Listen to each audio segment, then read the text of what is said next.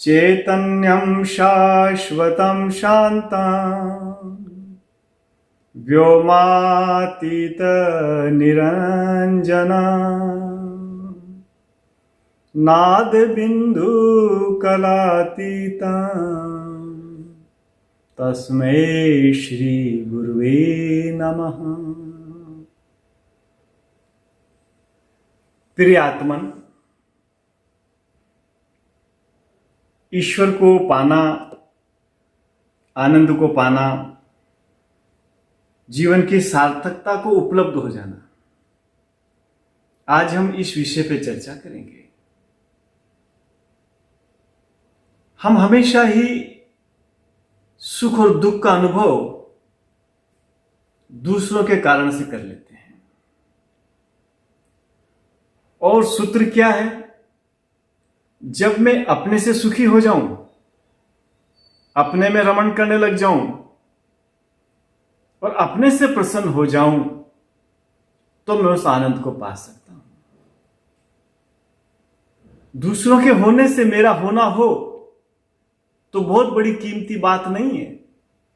मेरे होने से मैं हो सकूं, मैं अपने में राजी रह सकूं। और जबकि होता क्या है, हम तलाश करते हैं दूसरे से। हम सोचते हैं पुत्र से सुख मिल जाएगा, पत्नी से सुख मिल जाएगा, धन मुझे सुखी कर देगा, ऐश्वर्य, नाम, पद, प्रतिष्ठाओं से मैं सुखी हो जाऊंगा। किंतु जब तक मैं अंदर से सुखी नहीं हूं, तब तक मुझे कोई भी सुखी नहीं कर सकता। जब तक मैं अंदर से अपने आप से प्रफुल्लित ना हूं, तब तक कोई दूसरा मुझे भला सुखी कैसे कर सकेगा? क्योंकि सुखी मुझे होना है और सुख मेरे अंदर है, और मेरे अंदर के सुख को मुझे ही निकालना होगा। इसलिए साधना पथ पे सबसे प्यारा मित्र है एकांत, अकेले रहना, लेकिन अकेले के अंदर आनंद के साथ रहना। लोग अकेले नहीं रह पाते, भीड़ ढूंढते हैं, तलाश करते हैं, खोजते हैं, और अकेला रहना सबसे कीमती कला है आध्यात्म की। उपनिषद भी के ऋषि भी इस बात का प्रतिपादन करते हैं, अकेले रहना, लेकिन उदास मत रहना। अकेलेपन के अंदर भी तुम प्रफुल्ल अवस्था को उपलब्ध होना। और एकांत के अंदर जब हम रहते हैं तो अपने करीब रहते हैं। जब हम समूह में रहते हैं, भीड़ भाड़ में रहते हैं, तब हमारा व्यक्तित्व बिखर जाता है। और जैसे हम अकेले होते हैं, एकांत में होते हैं, हम अपने बहुत करीब हो जाते हैं, बहुत निकट हो जाते हैं। और जब तक हम अपने निकट ना हो पाएंगे, तब तक भला अपने आप को कैसे पहचान पाएंगे? इसलिए साधना पथ का सबसे कीमती पड़ाव है एकांत। एक का अंत कर देना। एकांत का अर्थ है एक का अंत हो जाना। संसार में दो तत्व हैं, एक मैं हूं, एक माया है। जब माया का अंत हो जाएगा, मैं बच जाऊंगा। इसलिए जीवन में एकांत की घटना को घटने देना, अकेले में रह करके, अकेले होकर के देखना। अकेले में तुम अपने बहुत निकट हो जाते हो, बहुत पास में हो जाते हो, और ये अपनी निकटता ही तुम्हारी यात्रा को तीव्र गति दे सकती है। साधना को तीव्रता देनी हो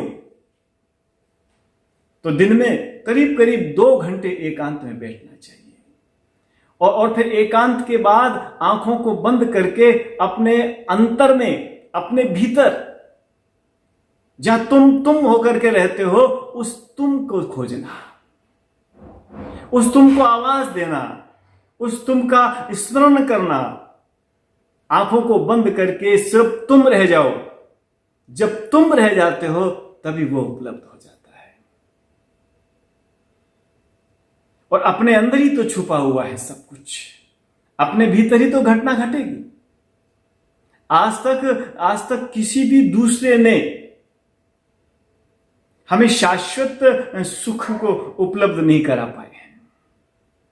इसलिए जो सुख मेरा है, मेरे अंदर है, मेरे पास है।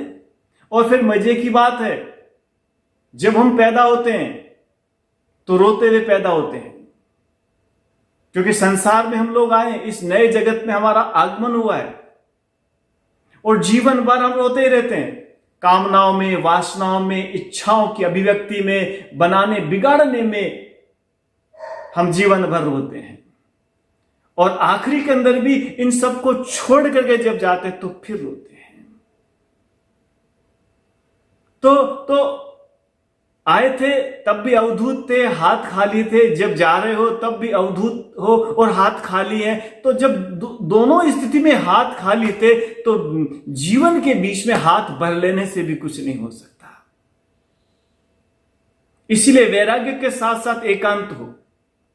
थोड़ी देर सबको हट करके बैठो, सबको छोड़ करके बैठो, ताकि तुम अपने आप को समझ सको।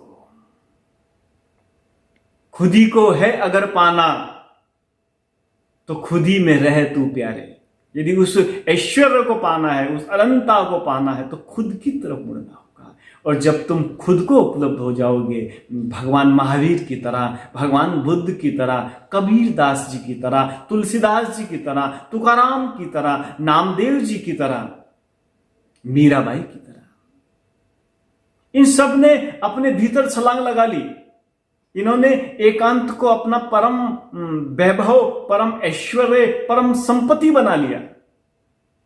और हमेशा जब घटना घटेगी तो तुम्हारे अंदर घटेगी, एकांत में घटेगी, अकेलेपन में घटेगी।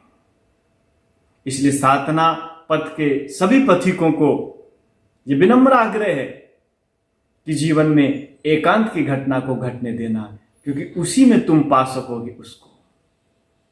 जितना तुम अपने साथ रहोगे, अपने में रहोगे, अपने आसपास रहोगे, तुम मौज में रह सकोगे। अकेलापन हो, लेकिन अकेलापन उत्सव हो। अकेलापन तुम्हें भयभीत ना करे, अकेलापन तुम्हें प्रगाढ़ता प्रदान करे, अकेलापन तुम्हारी ऊर्ध्वगामी साधना करे। इस जितने भी मनीषी थे, ऋषि थे, सब घने जंगल में एकांत में कुटिया बना करके रहते थे। ऐश्वर्य के नाम की उनके पास कोई वस्तु नहीं थी। वो आजकल के परिवेश में रहने वाले लोग नहीं थे। बिना एसी के रहते थे, बिना वाहन के रहते थे, बिना आडंबर के रहते थे, लेकिन अपने में रहते थे। बहुत बड़ा बनना हो तो अपने को उपलब्ध जो हो जाता है वही सबसे बड़ा है। और फिर ज्ञान तभी होगा जब तुम अंदर रहोगे। बाहर के ज्ञान से कोई पार नहीं हो सकता, सुनी सुनाई बातों से कोई पार नहीं जा सकता। जब तक निज अनुभव ना हो, जब तक भीतर की साधना ना हो। दीपक का बहुत बड़ा चित्र लगा लेने से प्रकाश नहीं होता। 56 प्रकार के भोजन से भरी हुई थाली का चित्र लगा लेने से कभी भूख नहीं मिटती। बहुत सुंदर सोने की कलश के अंदर शीतल जल का चित्र हो तो उस कलश से तुम्हारी प्यास नहीं बुझ सकती। इसलिए एकांत जीवन में जब घटित होने लगेगा और एकांत में तुम अपनी मौज में रहने लगोगे, एकांत से तुम संतुष्ट हो जाओगे, तुम उस विभु यात्रा की तरफ, उस विपुलता की तरफ बढ़ने लगोगे। क्योंकि आज तक ये जितने भी ऋषि हुए हैं, जितने भी सदपुरुष हुए हैं, वो सब या तो गंगा के किनारे, यमुना के किनारे, कावेरी मां नर्मदा के किनारे एकांत में छोटी सी कुटिया बना करके अपने आप को, अपने होने को, अपनी निजता को, वहां से यात्रा को आरंभ उन्होंने किया था।